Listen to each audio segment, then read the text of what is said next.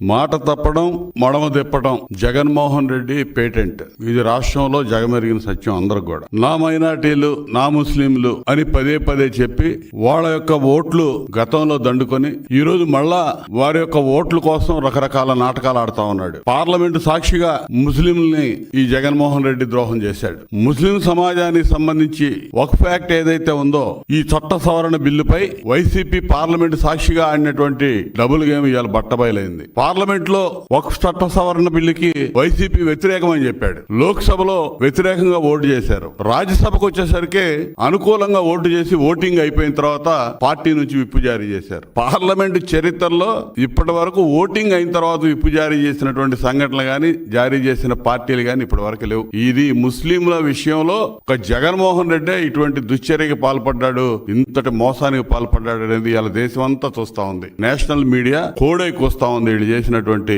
ఈ మోసం అనేది. ఎందుకంటే జగన్ సూచనలతోటే రాజ్యసభలో వాళ్ళు మద్దతుగా ఓటేశారు ఎంపీలు. ఇది యథార్థం. ఎన్డీఏ ప్రభుత్వానికి లోక్సభలో పూర్తి మెజారిటీ ఉంది. నువ్వు వ్యతిరేకంగా వేస్తావా, అనుకూలంగా వేస్తావా తర్వాత విషయం. నువ్వు ఏ స్టాండ్ తీసుకున్నావో ఆ స్టాండ్ కి రాజ్యసభలో నువ్వు కట్టుబడి ఉన్నట్టయితే అప్పుడు తెలిసేది ఏమయ్యేది అనేది. నువ్వు ఇక్కడ కప్పదాట వ్యవహారం చేశాడు. లోక్సభలో వ్యతిరేకంగా ఓటు చేసి రాజ్యసభలో అనుకూలంగా ఓటు చేసి మళ్ళా మోసం చేయడానికి వ్యతిరేకంగా ఓటు చేయమని విప్పు జారీ చేశాను అన్నాడు. విప్పు మళ్ళా వెనక్కి తీసుకున్నారు. సో రకరకాల డ్రామాలు ఆడారు.